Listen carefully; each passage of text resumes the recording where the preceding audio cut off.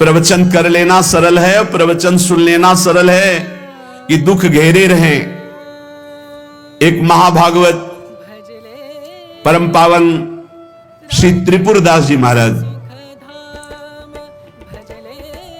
अगर दुख मुझे घेरे हैं, मेरे प्यारे राजी हैं, तो मुझे दुख से कोई परेशानी नहीं। यह को घर में न खाइए, वही ऋतु आई, सुधी आई आंख पानी भरी, आई एक द्वाति दीठी, आई बेची लाइए। श्री त्रिपुरदास जी कायस्थ कुल में प्रकट हुए थे। बड़ा हिम्मत बनाने वाला यह चरित्र है। ब्रजमंडल में शेरगढ़ है, वहां इनका जन्म हुआ था, वहां के निवासी थे और आपके पिता राजमंत्री थे। बचपन से ही भगवत भक्ति के संस्कार थे। जिनमें कुछ दिव्य प्रकाश होता है वो बचपन से भगवत भक्ति का। जिनको ये लगता है कि जवानी में विषय भोग ले और बुढ़ापे में भजन करेंगे तो भूल जाए। बुढ़ापे में मन को प्रभु में नहीं लगाया जा सकता।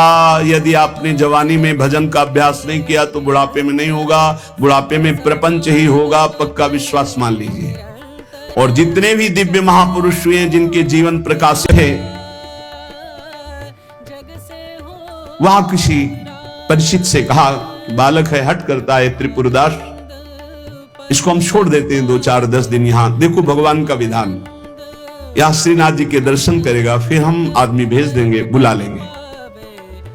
अब वो दैवी योग से प्रेरित थे, पुत्र को यहां छोड़ दिया और वापस वो लौटे तो रास्ते में कुछ वैरी दल के राज सैनिकों को दुष्टों ने घेर लिया, मार डाला, पिता को मार डाला। भक्तों के जीवन में प्रारंभ से ही विपत्तियों की बौछार हो जाती है, लेकिन आप ऐसा डरिएगा मत।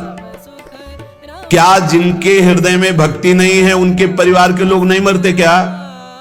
जिनके हृदय में भक्ति नहीं वो क्या दुख नहीं भोगते क्या? ये अज्ञानी जन है, नहीं जानते। शरीर रचना के समय शुभ अशुभ कर्मों के अनुसार दुख सुख पहले से रच गया है। भक्ति तो हम आज कर रहे हैं, ये नई खेती है, ये भक्ति का फल नहीं। वो दुख सुख पुराने हमारे कर्मों का फल है। जब आपने सुना, सूचना आई कि तुम्हारे पिता को बैरी दल ने मार डाला है, तो श्रीनाथ जी की तरफ देखा और कहा मारे गए हैं। और ये बहुत आसक्त चित्त होकर श्रीनाथ जी को देखते, श्रीनाथ जी से रोते।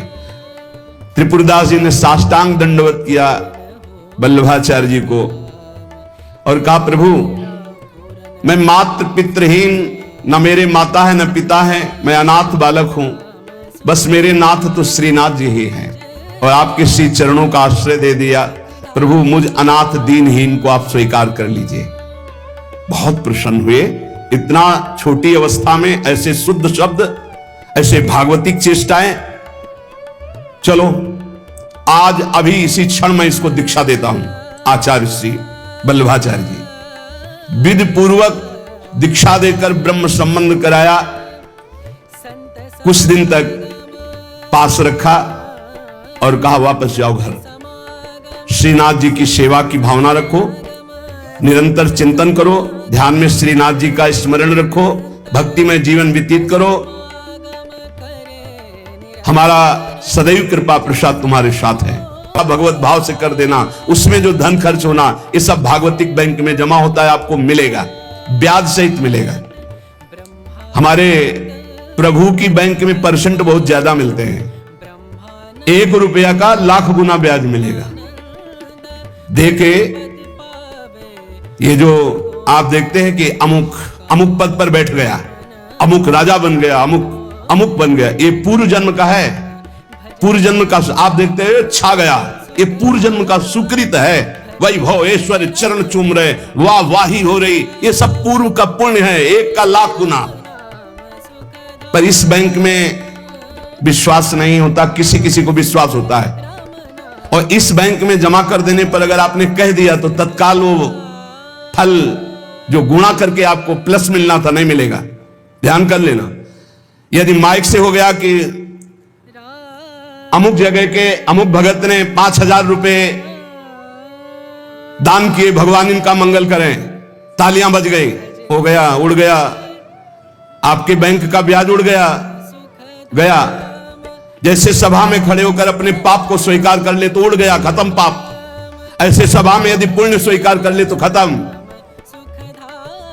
बुजुर्ग दगला भेजते और रोज संत सेवा होती त्रिपुरदास जी के यहां। संत जन आते, प्रसाद पाते। धन की यही सार्थकता है। जय जयकार हो, भगवान नाम कीर्तन हो, भगवत अनुरागी जन आकर प्रसाद पावे, भगवान की आरती पूजा सेवा। धन्य है वो गृहस्थ, वो धन्य, वो तीर्थ है उसका घर जिसके घर में भगवान की आरती होती, भगवान का नाम कीर्तन होता, आए हुए अतिथियों की सेवा होती है।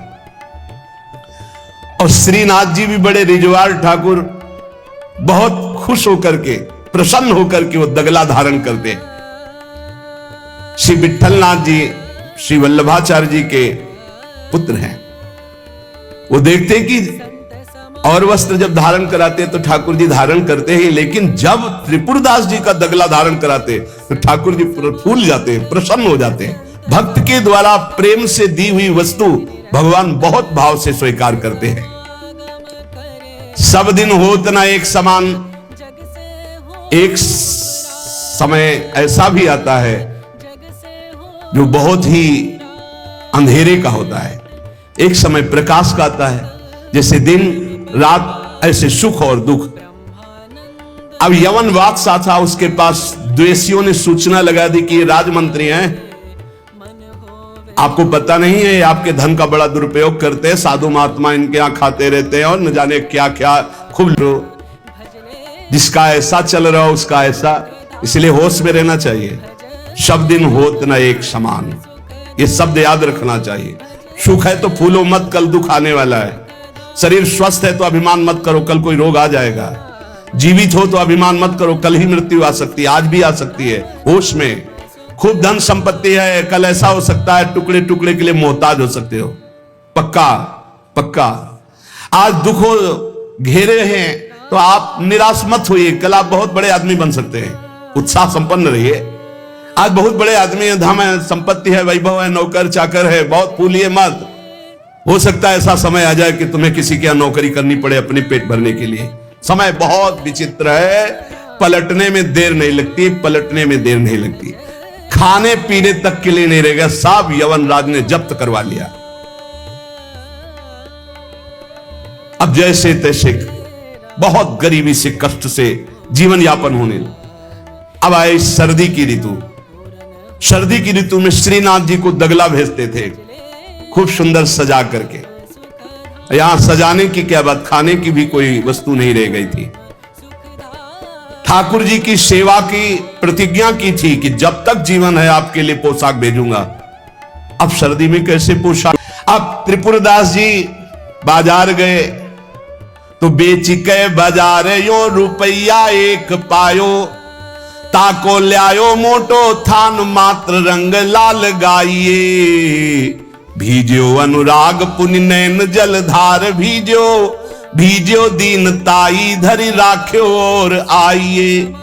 को प्रभु जन आए सहज दिखाई दई, भई मन दियो ले भंडारी पकड़ाइए। काहू दास दासी के ना काम को पे जाऊं लेके, बिनती हमारी जो गुसाई ना सुनाइए।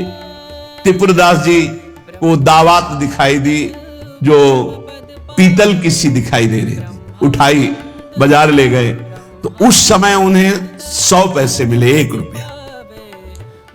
1 रुपया कपड़े की दुकान में गए, मोटी मार्किंग को। अब जहां इतना कीमती वस्त्र, सोने के गोटे, हीरे लगा तो प्रभु को बहुत पसंद आती है।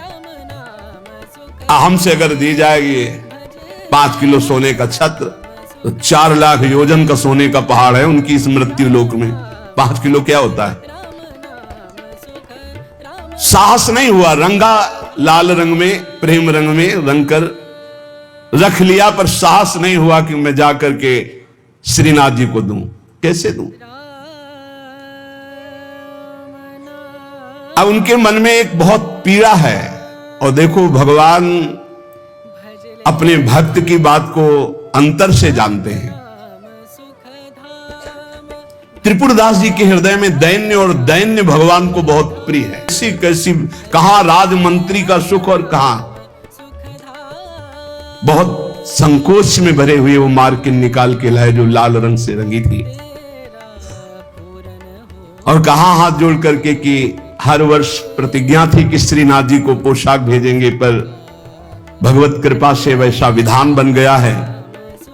यद्यपि ये श्री गोसाई जी के किसी दास दासी के पहनने योग्य भी नहीं है, फिर ये श्रीनाथ जी के श्री अंग के लिए तो क्या होगी।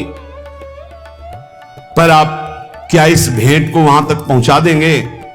भंडारी को दे देना, पर गोसाई जी को कुछ मत बताना, न मेरी स्थिति बताना कि खाने को भी नहीं, और ना ये बताना कि ये मार्किन भेजा, कुछ मत कहना, उनको दुख पहुंचेगा।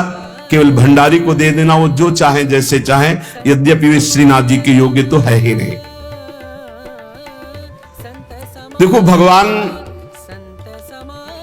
भावोत्सवेन भजताम रस कामधेनु है। बड़ा हृदय में सुख हो रहा है उस वस्त्र को लेकर, वो जो भगवत पार्षद है। आज तक उनको ऐसी भेंट, इतनी इतनी भेंट मिलती थी श्रीनाथ जी के पास ले जाने के लिए, लेकिन ऐसा सुख नहीं होता था जैसा त्रिपुरदास जी ने रो करके जब मार्किन दी लाल रंग से रंग के, उनको एक अपार सुख हो रहा है। और बहुत कष्ट में उनका जीवन है, फिर भी उन्होंने ये सेवा भेजी। आप इस सेवा का आदर करना, अपमान मत करना कि कहीं फेंक दो, अरे मार्किन कहां ठाकुर जी के श्रीअंग पोशाक वैल। तो उन्होंने, भंडारी ने कहा कि इसका सही प्रयोग करेंगे। तो जो ठाकुर जी की पोशाक थी उसको बांधने के काम में ले लिया। उन नए वस्त्र जो मार्किन आए उसमें रखकर ठाकुर जी की पोशाक बांधकर और उसे अलमारी में रख ली। परम स्नेही ठाकुर जी कांपने लगे। जब श्रृंगार हुआ तो सर्दी का समय था, कांपने लगे श्रीनाथ जी।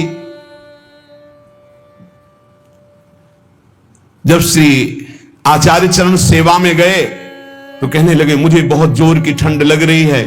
ठाकुर जी बोलते हैं निज जनों से, जैसे हरिवंश महाप्रभु से राधा वल्लभ जी बात करते थे, बंचंद महाप्रभु से बात करते थे, बिहारी जी से स्वामी जी महाराज, विठल विपुल देव जी, बिहारिन देव जी। अब हम लोगों की जाकी रही भावना जैसी प्रभु मूर्ति देखी तिन तैसी। मुझे ठंड लग रही बहुत जोर की। बोले जय जय, अभी उपाय करता हूं।